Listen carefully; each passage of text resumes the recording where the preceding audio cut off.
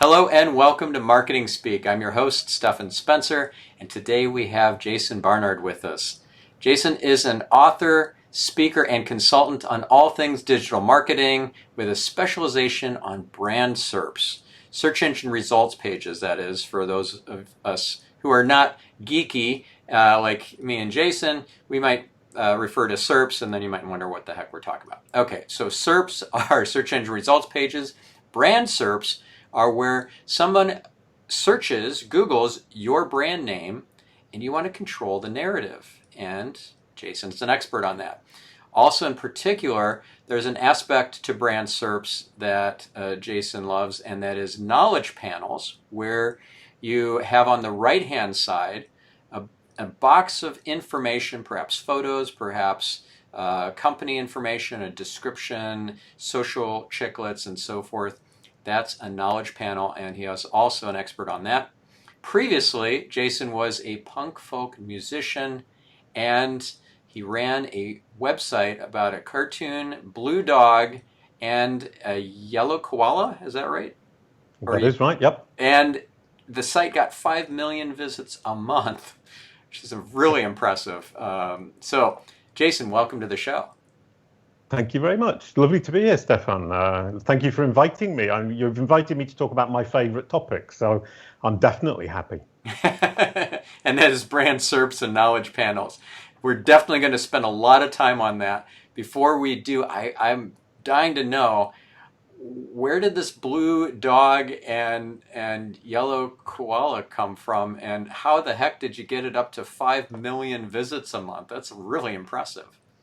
Yeah, well, it was. I was in the folk punk band, and we toured for 6 years. Made a living playing double bass, singing folk punk songs, and we used to joke that our nightmare audience would be children, because we were punk and we were terribly aggressive. And then after that, when that ended, I thought, oh, I'd quite like to write kids songs. So I actually went against everything we'd been kind of talking about before and wrote some songs for kids. And the thing is that record companies, when I went to see them, I had a record deal as a folk punk musician. When I said I want to release kids songs, they just didn't want to know. They said, no, you're a folk punk musician, you can't do kids songs. So I then asked my ex-wife to help me write a story. She created the characters, Blue Dog and a Yellow Koala, and we wrote a story around the songs that I'd written, Around the World in 12 Songs with Boowa and Kwala.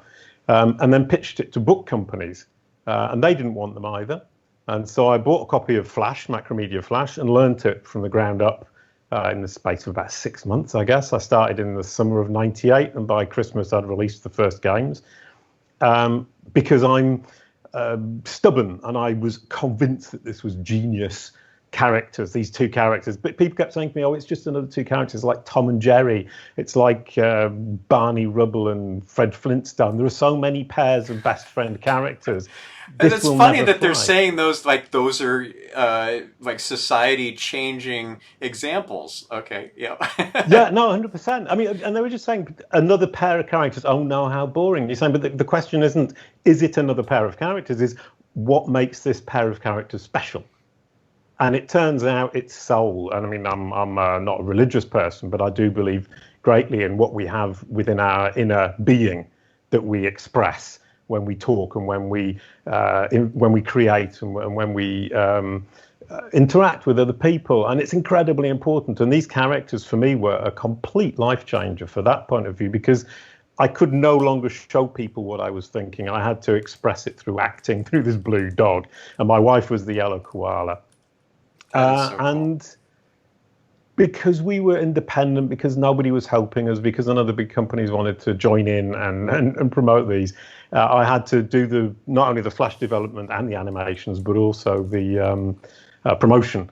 And luckily, I picked Google as my horse to bet on when there were multiple search engines, and you could feed them each a different page because they each had different algorithms that were quite Web easy position to gain. gold.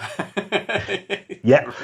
Oh, I remember that one. I think I probably bought it as well. Yeah. But one day I just said, I don't have the time to do all of them. I'm going to bet on Google and just focus on Google. And it turned out to be a really good bet. And by 2006, 7, we had 1 million visits a month from Google organically. 5 million visits a month, and 100 million page views a month, 20 minutes per visit, on a site for kids with songs and games.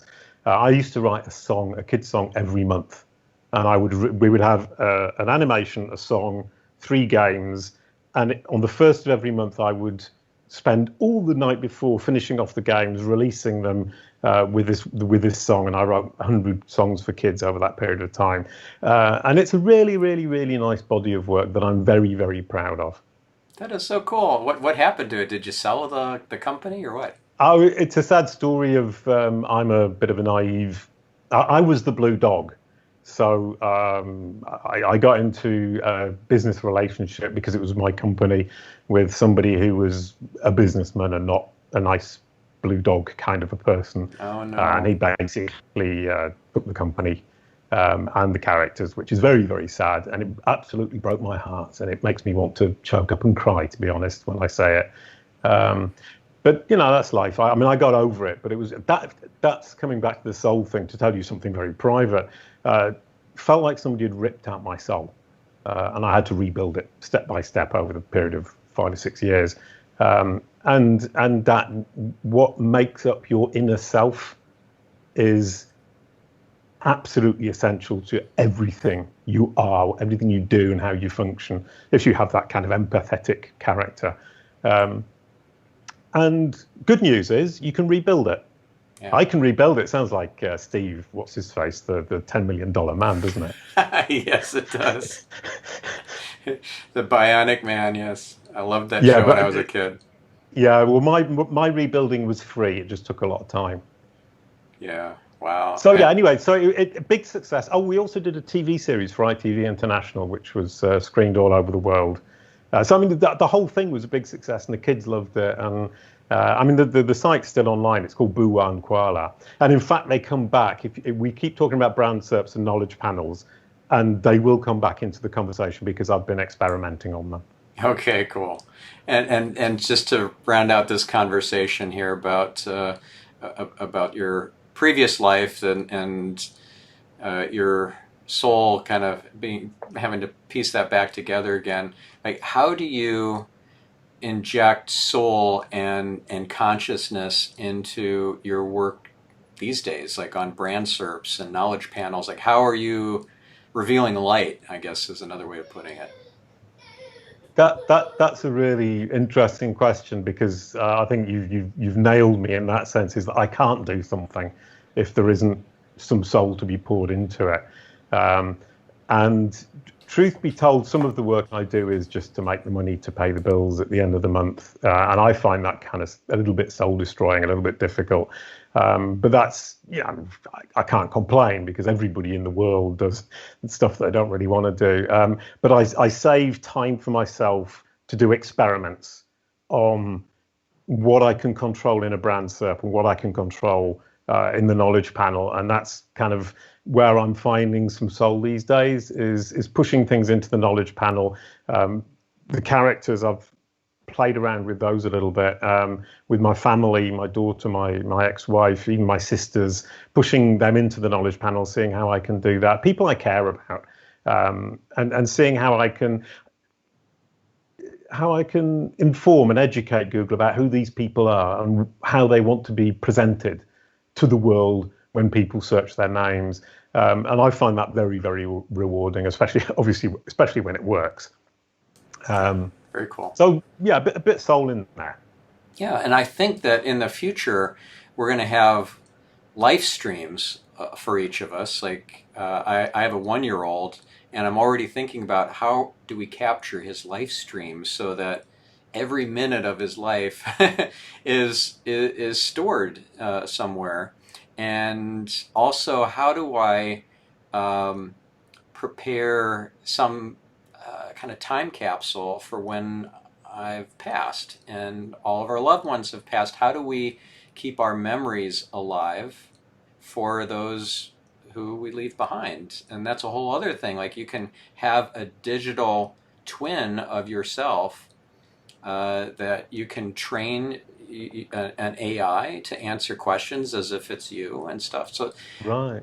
I think it's going to be an interesting decade where we're going to see a lot of advances in AI and what's possible, and even like the possibility in the future of a digital substrate for our consciousness or something. Wow, yeah. Oh, that's freaky though. But I did hear about that the other day on a comedy show, in fact, Oh, where funny. they were saying, you can actually train an AI machine to carry on your social accounts, but then you have to name somebody who then decides when they close it down.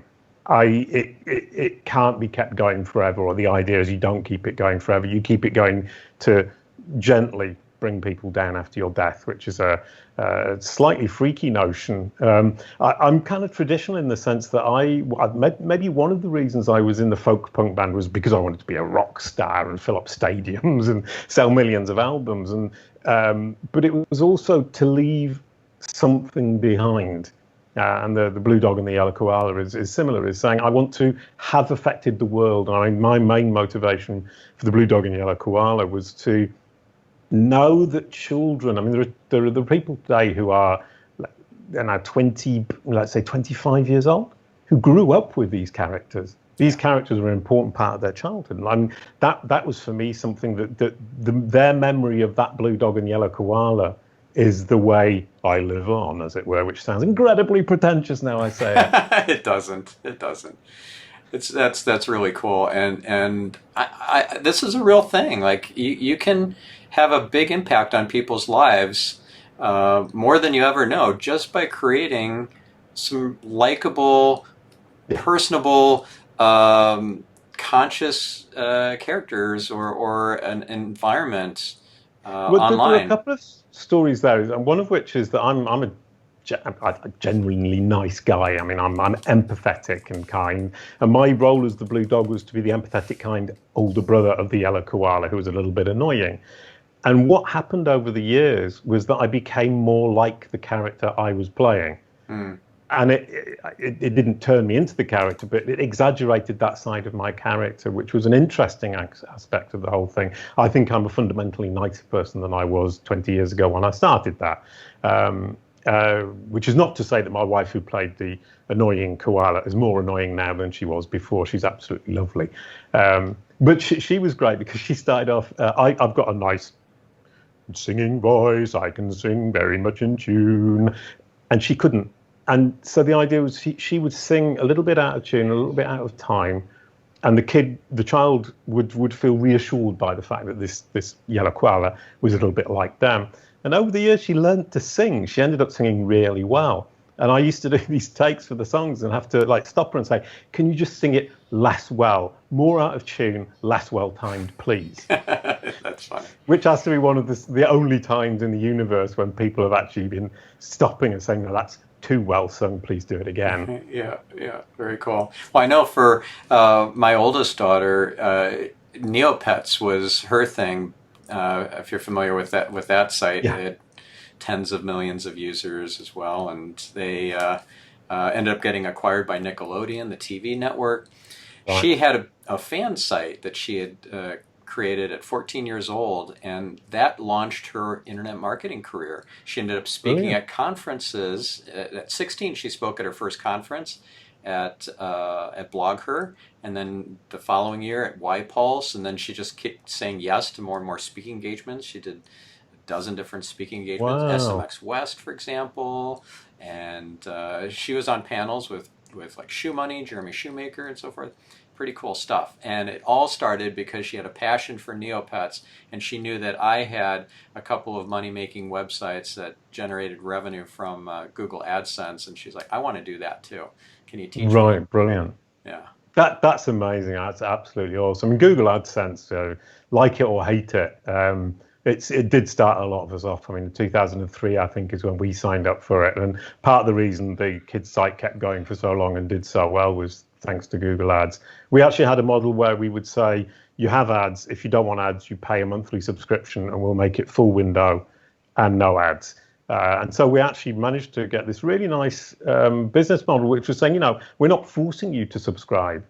If you don't mind having ads for your kids, that's fine by us.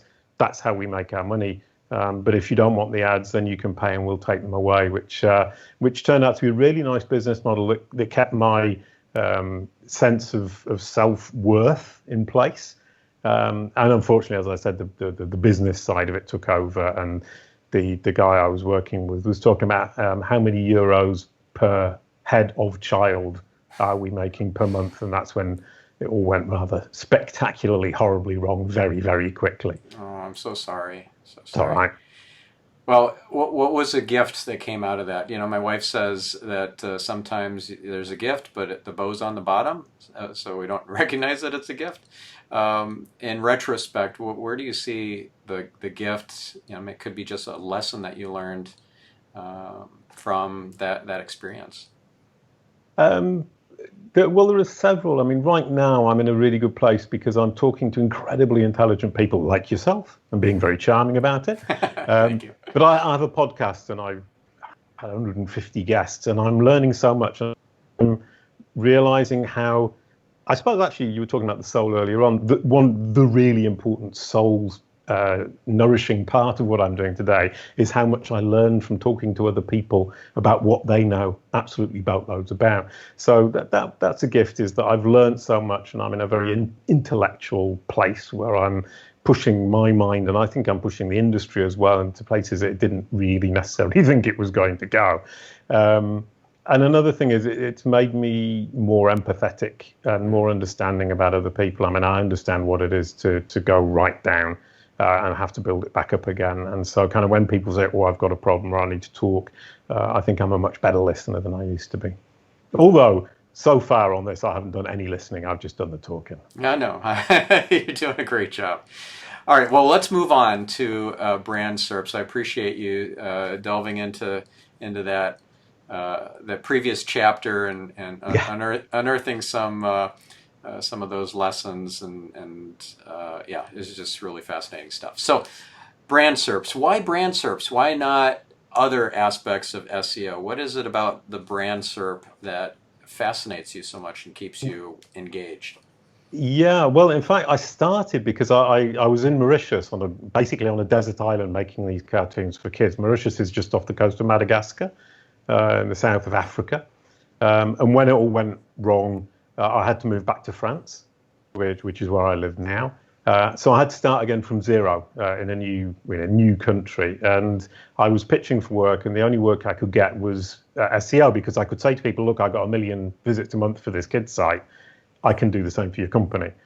So I was pitching for work in something I wasn't actually qualified for, just on the fact that I had done this one website that had happened to work really, really well. And actually, the reason we got so much traffic is the quality of the content, the pure quality of the content, and how well targeted that content was for a specific market. We didn't aim at other markets. We aimed at the market we market in, the kids.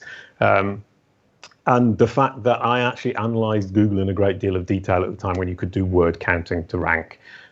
So it was that thing of being very, very focused on the very specific things that would make it work.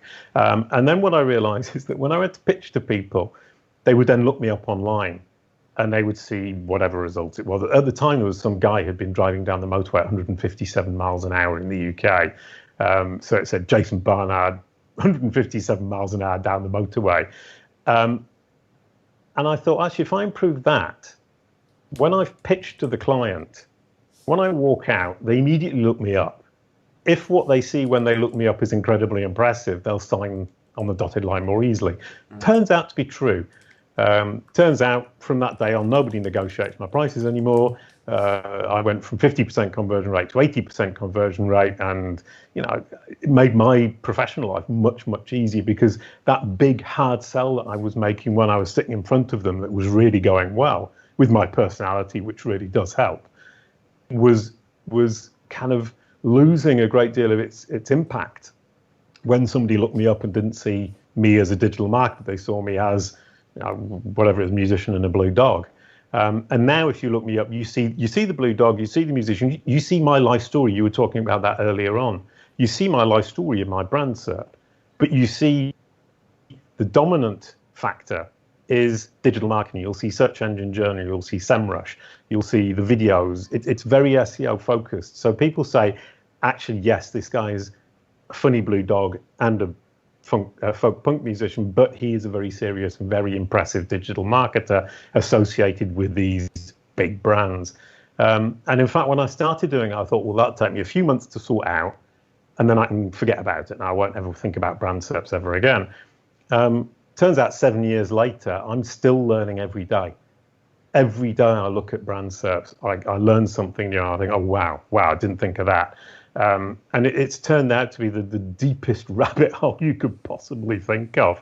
Obviously not, but for me, and I kind of every day is a new adventure in thinking, what am I going to find out today?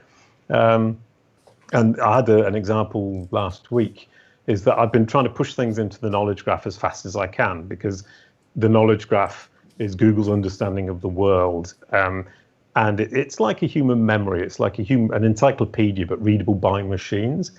And the idea is pushing information into it is very difficult, because like a child, you have to educate it and convince it that what you're saying is true, and get it to hook into the memory so that it sticks. And traditionally, that's taken a month or 2 months or 3 months. A year or two ago, it would take 4 or 5 months to actually get something in there. And I started really working on lots of experiments about 3 months ago, using the blue dog, the yellow koala, and their families. The yellow koala, by the way, is called Kwala, and her mother is called Mummy Koala.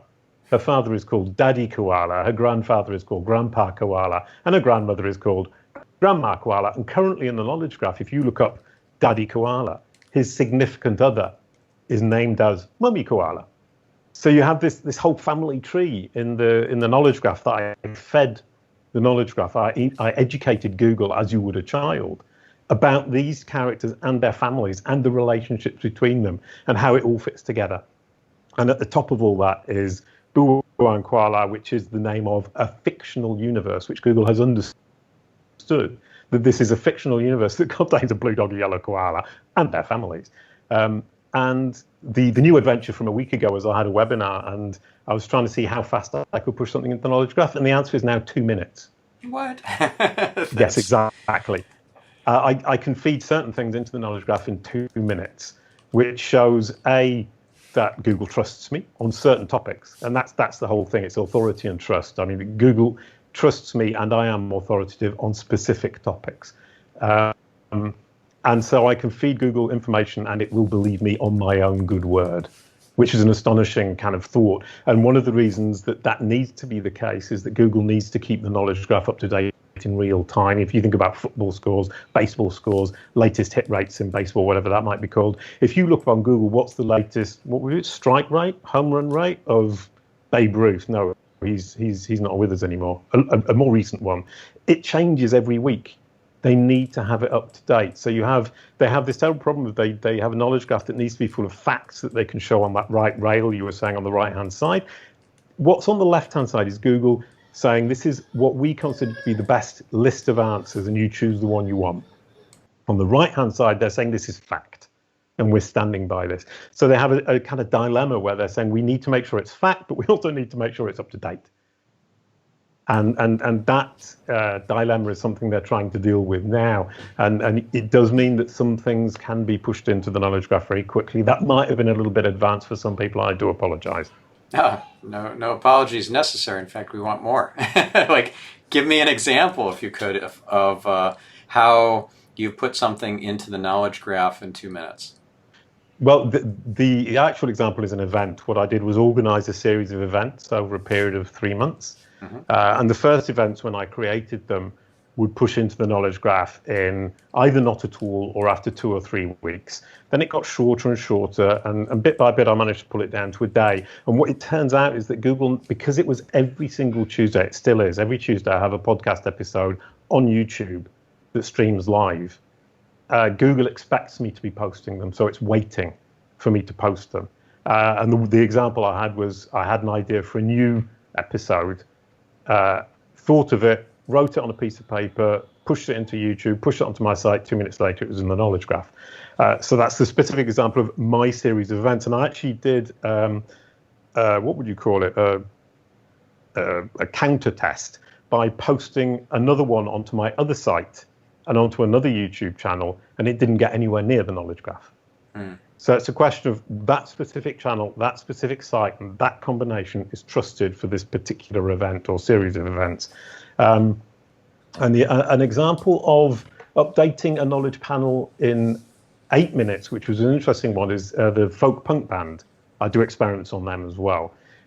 Is that I've got control of the knowledge panel by indicating to Google that my site, a page on my site, is the official homepage, not the official homepage in the sense that people go to it as the homepage, but the official source of information that Google should trust about that band. Because I'm the only person writing about them, because nobody cares, because it's from the 90s. But and so what I then managed to do was get Google to cite me in the knowledge panel, which then meant I could then change the text on my page, and 8 minutes later, the text in the knowledge panel about my band changed as well. Right.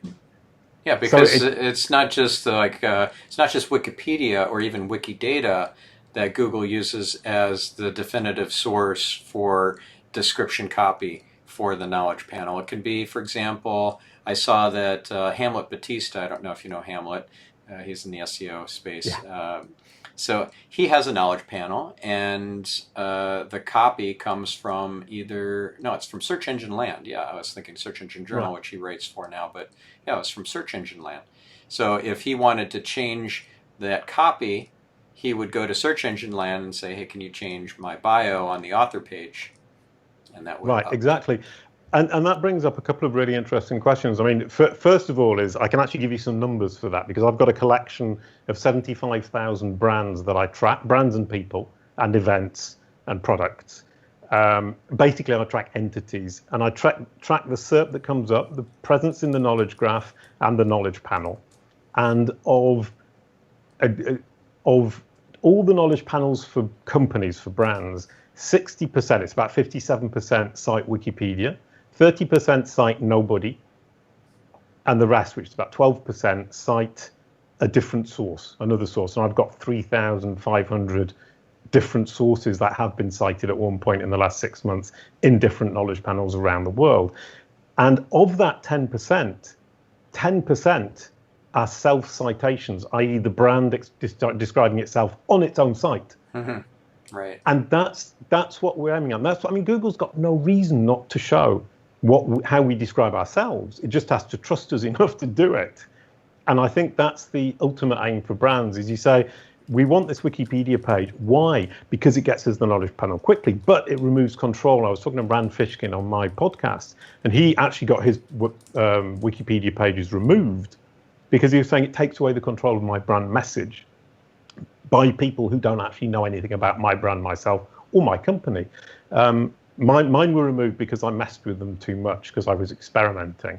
And it was a very interesting experience, because what it then meant is that I had to rebuild how Google understood me. And it turns out that the schema markup on my own sites was what allowed me to do that. It's what sustained me despite the deletion of the Wikipedia pages. And it means that I like to say now, you need to give every entity a home. You find one page on a site you control that you identify as the home of that entity, where Google can go and get reliable, trusted, authoritative information that you feed. And if you can do that, and you can convince Google that's where it should be looking, what you do is you say, this is my entity, this is its home, and here's all the corroboration. Point out the corroboration. Then Google will end up trusting you, and it will end up citing you about yourself. And that has to be the ultimate control of your presence in Google's mind, if we can call the knowledge graph its mind. Right, right. And I noticed in your knowledge panel, it says musician. Is yes. that by design? Do you love that, or do you not like that and you want to change it? Well, in fact, what the thing is, by trade, I'm a musician. I was a musician first for the Barking Dogs, which was the folk punk band. That was 6 years. I made 4 albums. Then I was a musician with the Blue Dog and the Yellow Koala. I wrote 100 songs. So the overwhelming part of my career has been a musician. That's where I'm actually have been most active.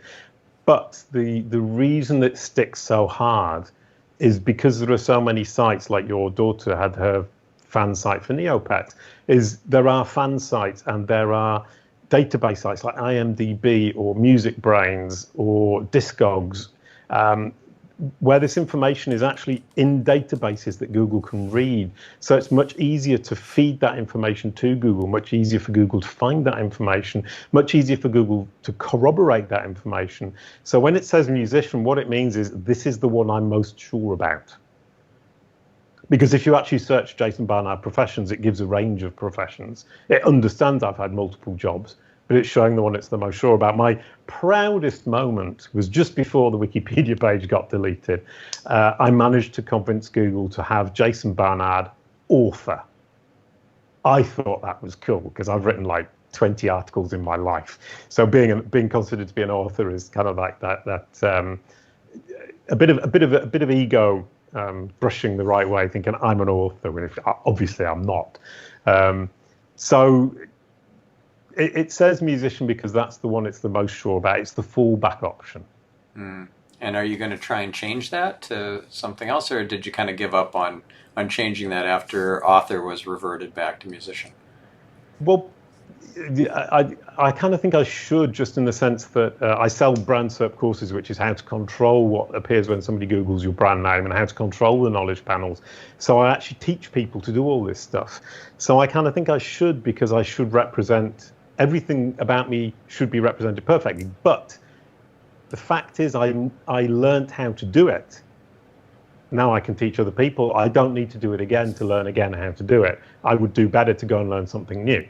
So I'm kind of torn about that. Is saying the other thing is I don't like redoing the same thing twice. So I would tend to think, okay, I don't mind them. That's actually fine by me. Now what I want to do is get the people also search for associations changed.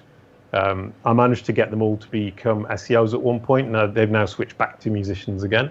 I want to see if this is one I haven't figured out yet, is how to switch them all back to being associated with SEO experts. It's the same with the Twitter boxes. I triggered the Twitter boxes. I spent 6 months tweeting like mad. And Twitter's nice. I enjoy it, but it's not something I want to do every day, all day. And to maintain the Twitter boxes, you have to maintain that kind of rhythm.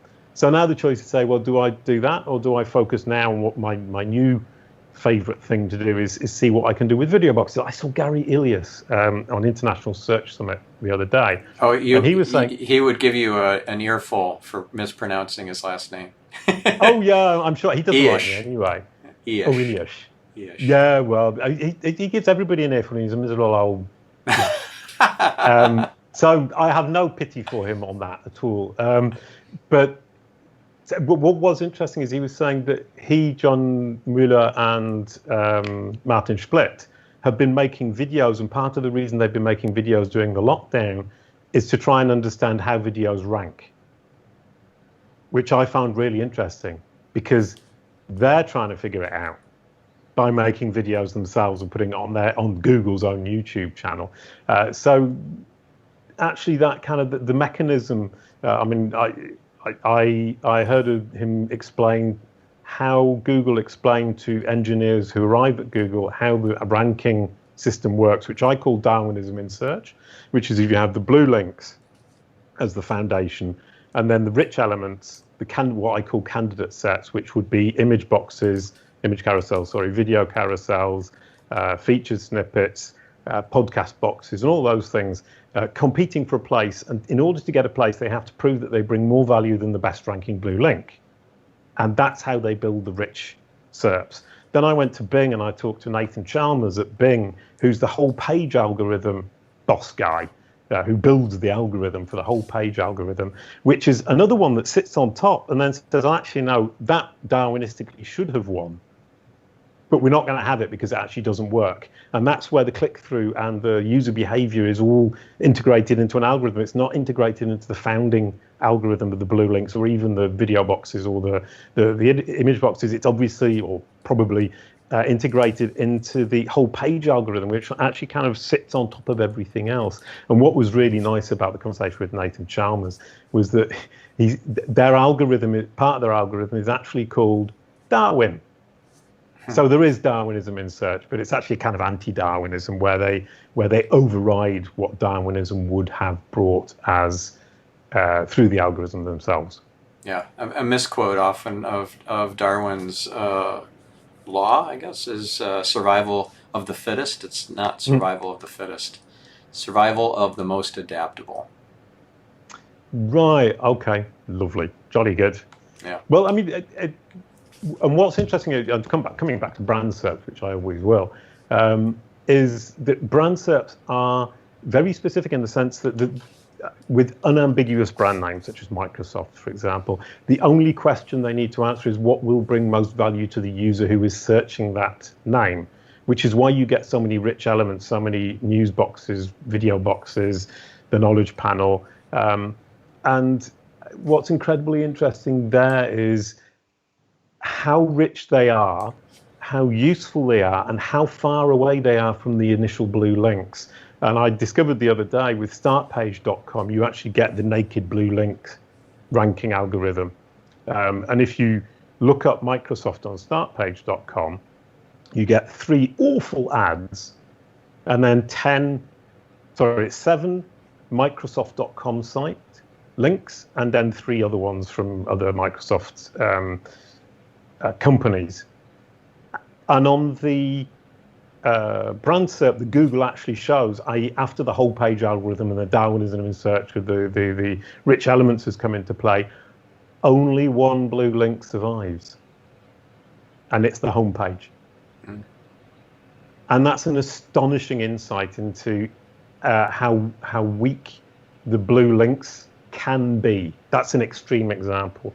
Obviously, it's not like that all the time, but and for me, that's just absolutely mind-blowing. And if anyone's still thinking, I want to rank in the blue links, and that's all I care about, and that's where I'm going with my digital marketing strategy, stop, because that's not where it's at these days, and that's a really good indication of that. Yeah. So I have a client who has a header in the video box.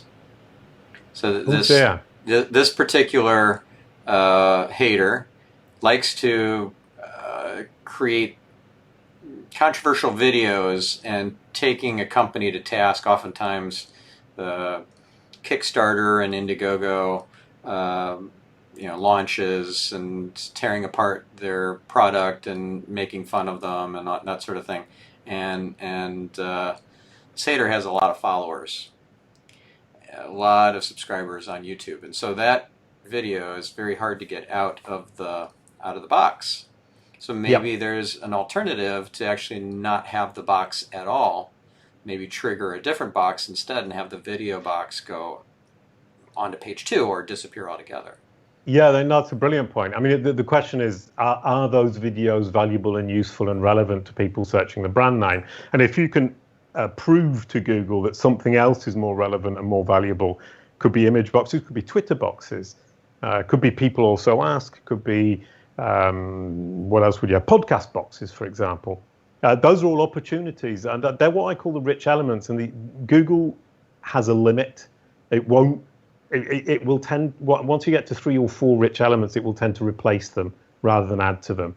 So yeah, I mean, and that's the interesting thing about the brand SERP is you need to approach it from saying, what content can I create that will clearly indicate to Google that it is more valuable and useful and relevant to people who are searching for my brand name than what is already there. And that is the fundamental basis of managing and controlling your brand SERP.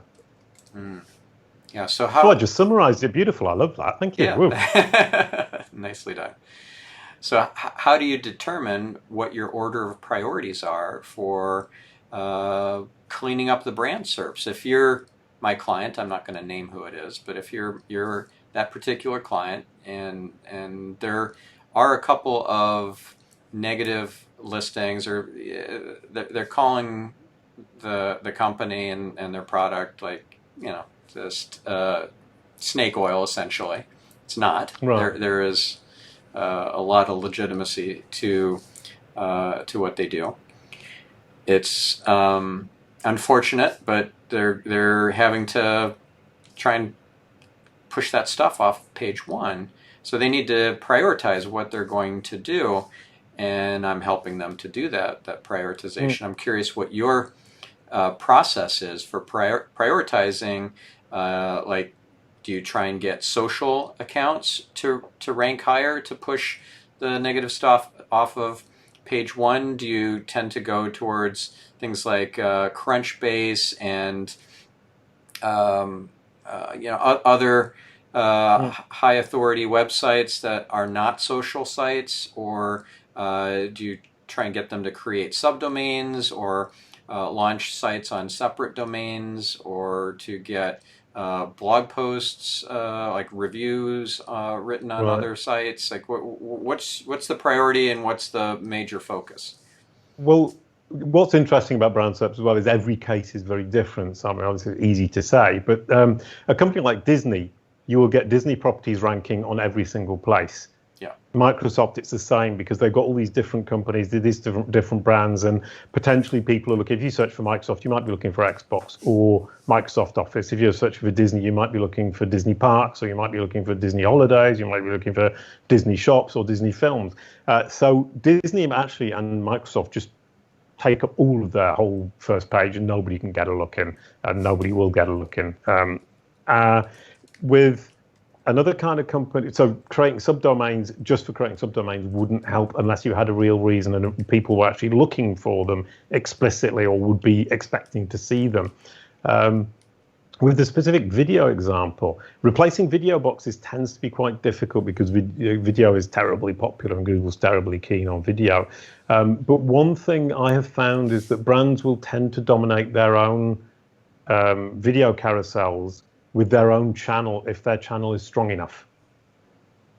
So one option, I mean, I don't guarantee it would work, but would be to build the channel and get their audience engaging on their channel an awful lot, because then Google would tend to think this is the kind of content that people who are searching the brand are looking for, as opposed to this negative content, which would push it either just down the carousel so it's not visible immediately, or even potentially right off the carousel.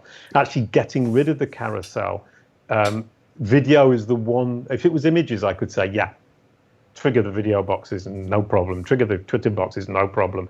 Twitter boxes could potentially get rid of the video boxes. But the thing about it is that is, video boxes is the one case where I would say that's unlikely ever to completely disappear. So my honest and truthful reply would be, you need to build your own channel so it's so strong Google has no choice but to put you, because you are what is the most relevant, useful, helpful to the person searching your brand. Yeah.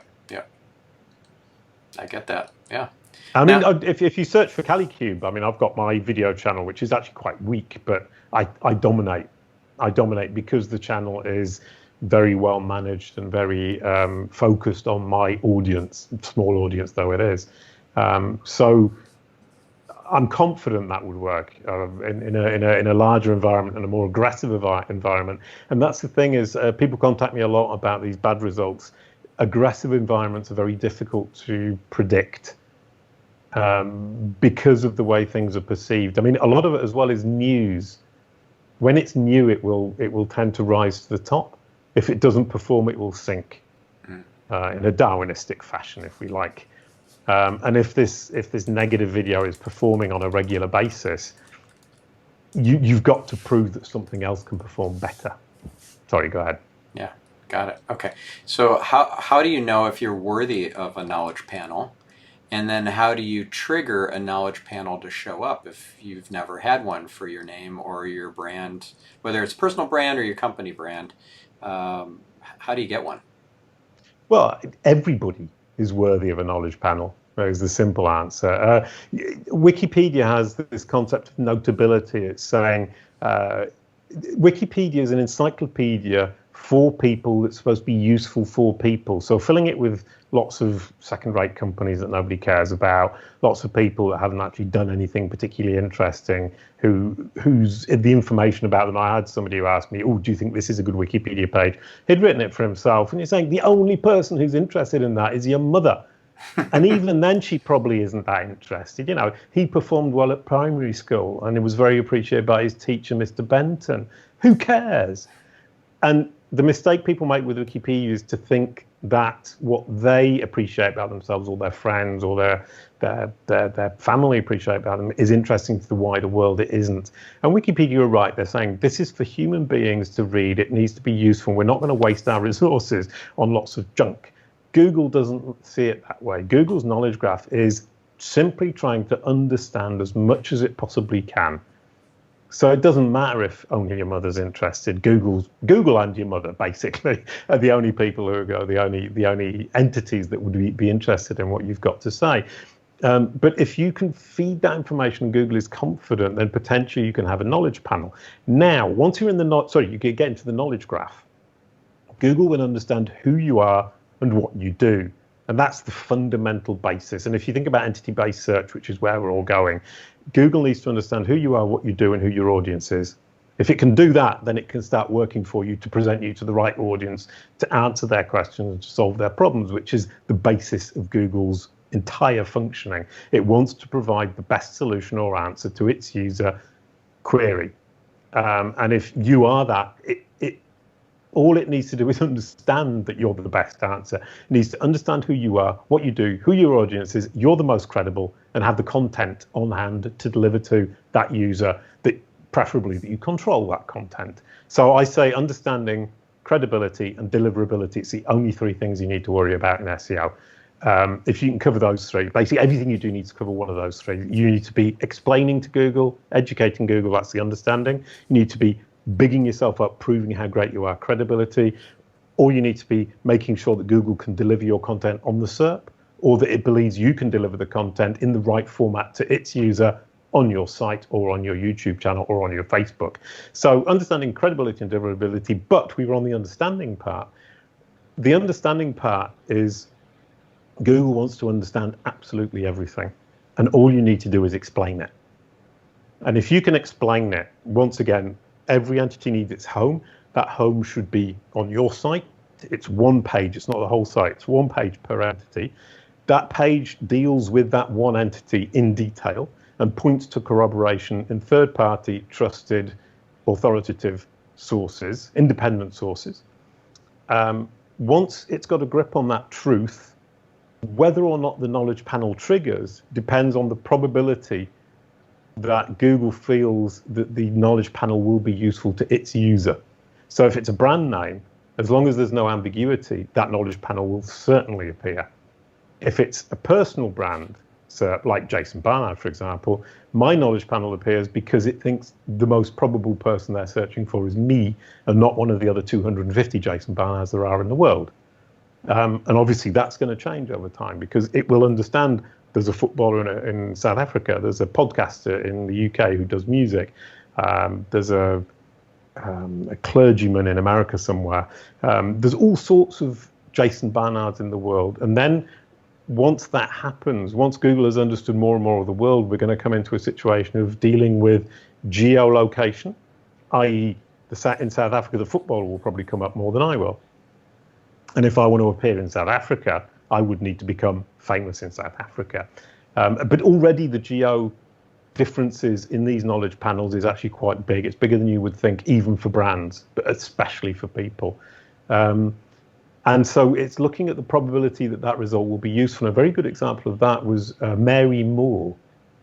And if you search Mary Moore in America, UK, Australia, New Zealand, I did the test, there are 4 in America, 5 in the UK, all on the right-hand side, listed, and 3 or 4 in Australia. In Australia, it's an Australian judge and an author and the English actress. In America, it's all American actresses and the Australian judge doesn't get a look in. And then you start to think, okay, so it depends on where you are and what kind of person is searching for you. So you're going to get these results and the knowledge panels being triggered in more and more specific situations for particular circumstances where they are useful. Yeah.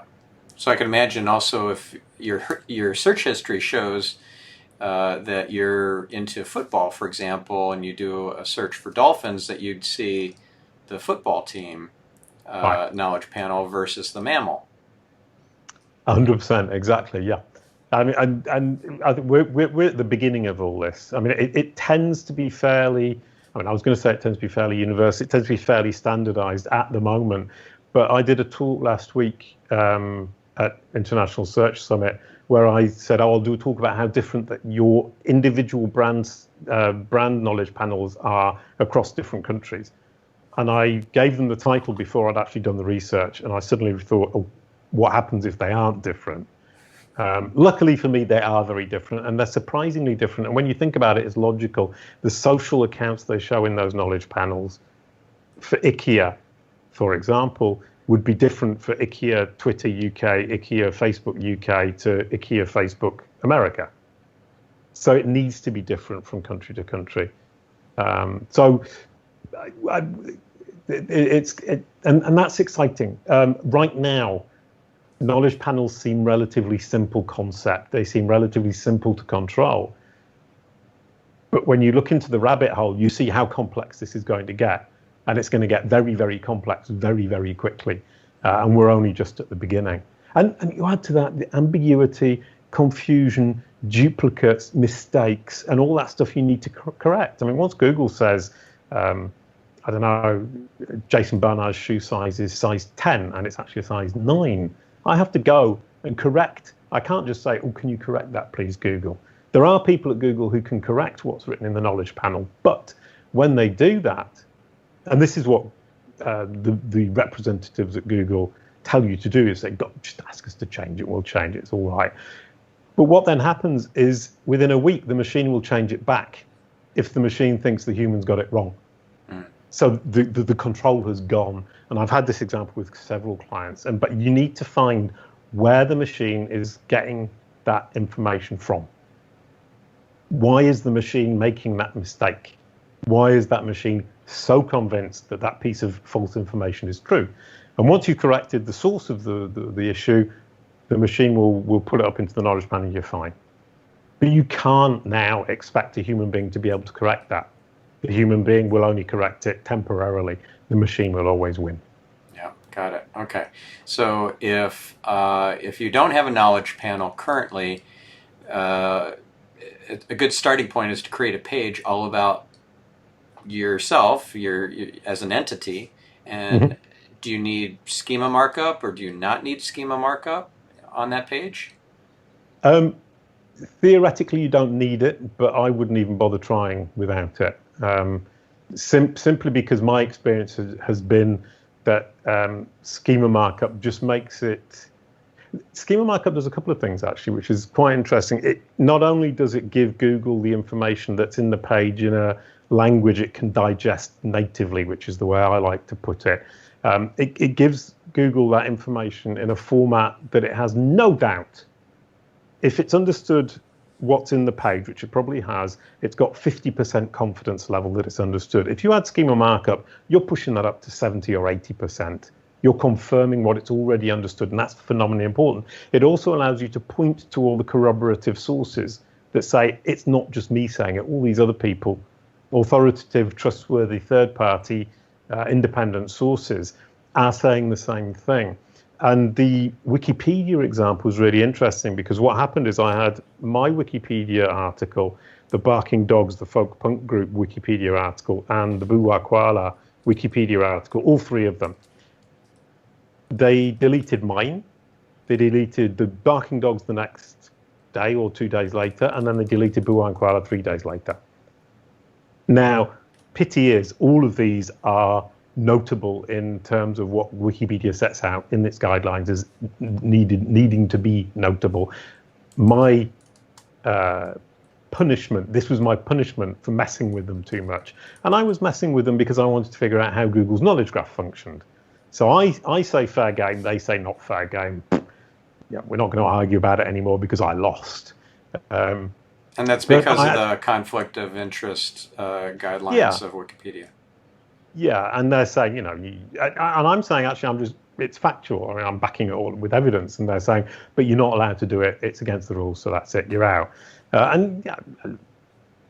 my personal feelings about the people who did that aren't actually very positive, because I don't think they were very nice people, because their attitude stank, basically.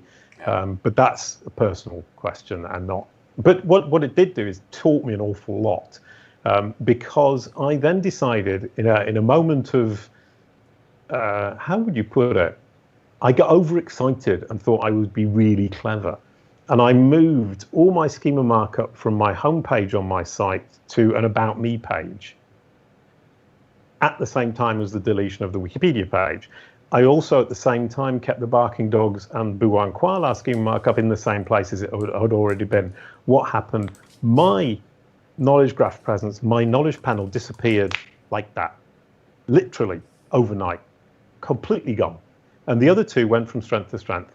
Once Wikipedia had gone, the other two entities actually went from strength to strength, both in the knowledge graph and in terms of knowledge panels, and mine disappeared because I moved its home, because Google didn't have the crutch. And it took me 6 weeks then to rebuild it. I rebuilt the whole thing, got a new knowledge graph ID, rebuilt it to what you now see today, and it's actually now stronger than it was before. And that's an interesting point about Wikipedia. Wikipedia is a crutch.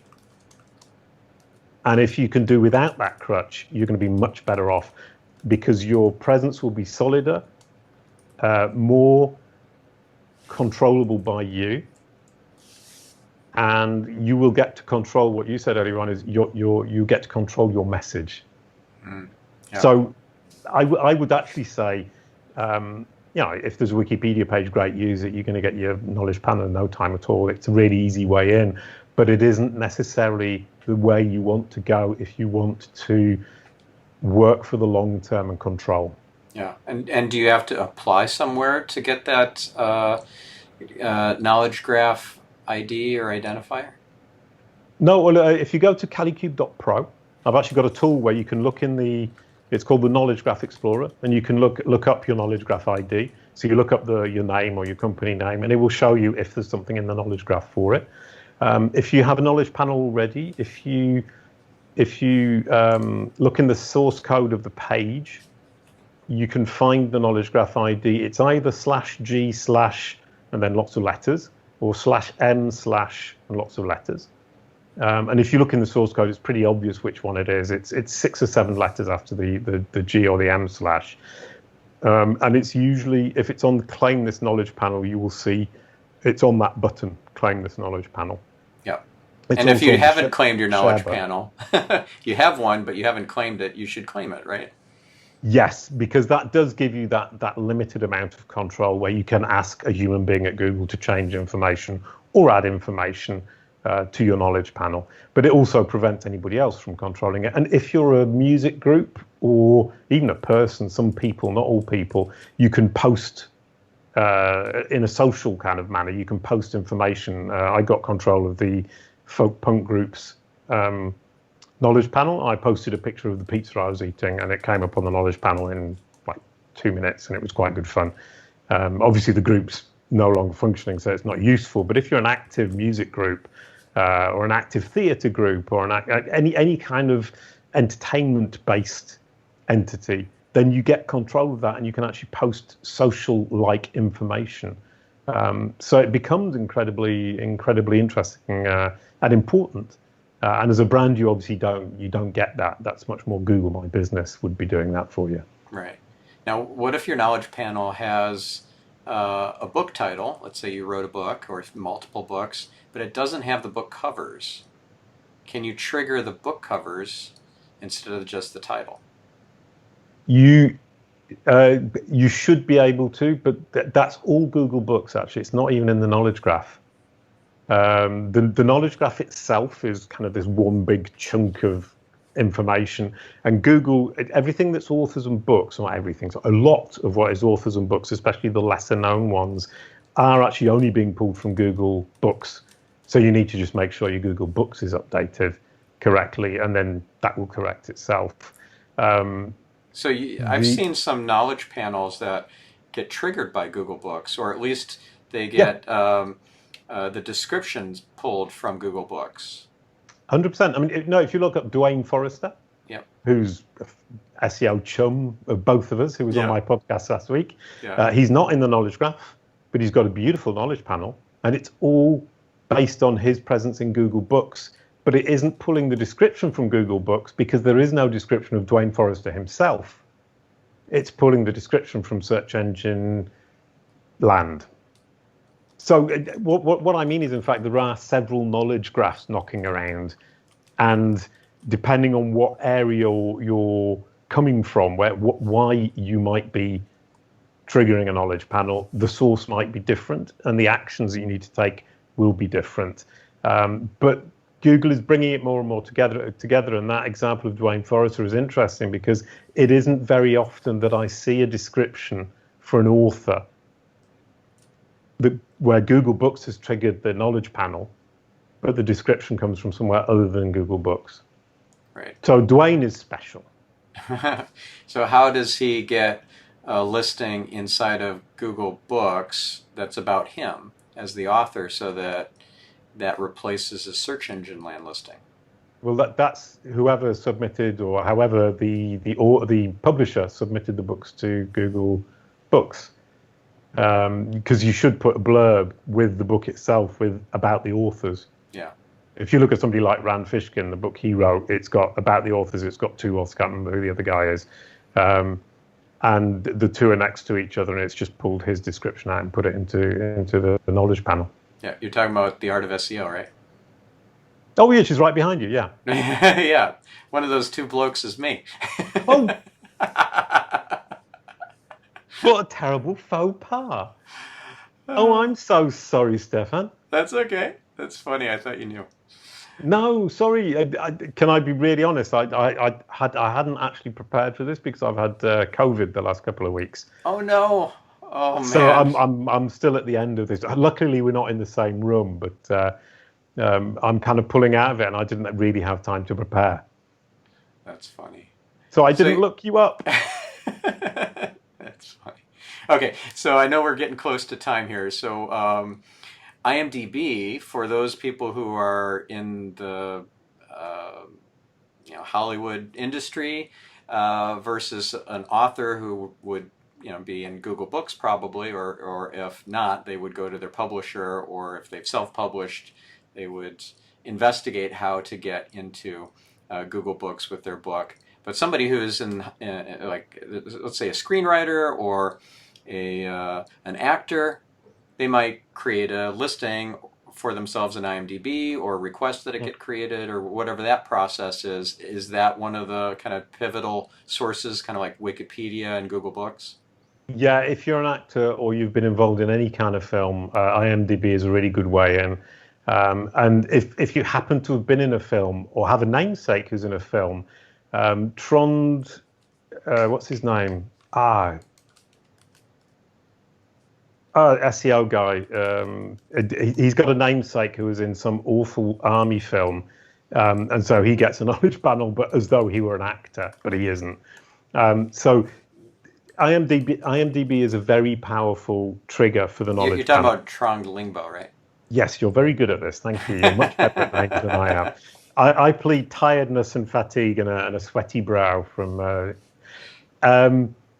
So he has the problem that there is an actor with the same name as him, so there is confusion there. And one of the very important things that we need to start doing now, all of us, is disambiguating, is to say that isn't me, which comes back again, I keep saying it, create a home for your entity. Get yourself a site, a one-page site, only has to be one page. Explain who you are, what you do, and point to all the corroboration to make sure that Google understands that you aren't the guy in that awful army film. When you say point to it, do you mean same as yeah, same Schema? as in URL. Yeah. Well, I mean, in Schema, same as is supposed to point to data sources that Google can parse natively, and URL is supposed to point to a web page that talks about that entity, or mainly about that entity. So people misuse it, but it seems not to matter anymore. So that kind of a geeky argument about whether you should use same as or URL seems to be out the window. But yes, using schema markup, same as URL, pointing to Crunchbase, LinkedIn, Facebook, Twitter, IMDb if you're IMDb, but not if you're not in IMDb. Incredibly important. And one nice number to aim at is 30. 30 pieces of corroboration. I mean, obviously it could be, I mean, depending on the kind of corroboration. I mean, if it's IMDb, you maybe only need 2. If it's Crunchbase and LinkedIn and Facebook and Twitter, maybe you need 50. But 30 is a good number to aim at. You need 30 pieces of corroboration for Google and Bing, for that matter, to believe what you're saying to them, or to believe that what you have said has been proven to be true. I mean, I didn't pull that number out of the sky. Andrea Volpini from a company called WordLift, who do great semantic SEO tool, who do schema markup. They're pushing this really to. I work with them on all my experiments. They help me with the experiments. They're supporting me in my experiments, and they're an incredibly intelligent bunch of Italian mad scientific geeky people who are delightful human beings at the same time. Where was it going from there? Oh yeah, he was talking to somebody at Bing, and I think it was Dawn Anderson who mentioned somebody from Google who mentioned the number 30, and both of them separately mentioned that same number. So yeah, let's say 30, because whether or not it's true doesn't matter. It gives us something to aim at that is probably fair and just. Yeah, that's very cool. And you don't even need to go into wikidata.org and edit or add any data points in there, right? In order to you trigger. Don't have to. You don't have to, but Wikidata is actually more powerful than Wikipedia Right. for informing Google. So if you can do it, because it is incredibly powerful. But Wikidata is somewhere between Google and Wikipedia. Wikipedia has this very high level of notability it requires. Wikidata has a level of notability that's much lower. So you just need to support with evidence what it is you're saying. And then Google has no concept of notability. It just wants to understand. So it's Wikidata somewhere in between. So, but doesn't Wikidata also have the conflict of interest guidelines that Wikipedia has? No, I don't believe it does. It has guidelines that deal with notability. The conflict of interest doesn't appear. I mean, I might be wrong, but I've messed with Wikidata as much as I've messed with Wikipedia, and doesn't seem to have triggered any problems as yet. Although, when the Wikipedia pages did get deleted, somebody went into Wikidata and actually changed some things about me, which is kind of annoying because you're like, what the fuck do you know? But that's another story. But I don't believe Wikidata has that same Gotcha. Okay. guideline. But I now have to go and check. Yeah, well, we should probably put a link into the show notes to if there is a conflict of interest statement one way or the other for Wikidata. We should add that to the show notes for this episode. But anyways, we're out of time. If we could send our listener to your courses on this so that they could learn all the ninja stuff that that you've figured out through all the experimenting and everything, where should we send them to? You can go to courses.kalicube.pro.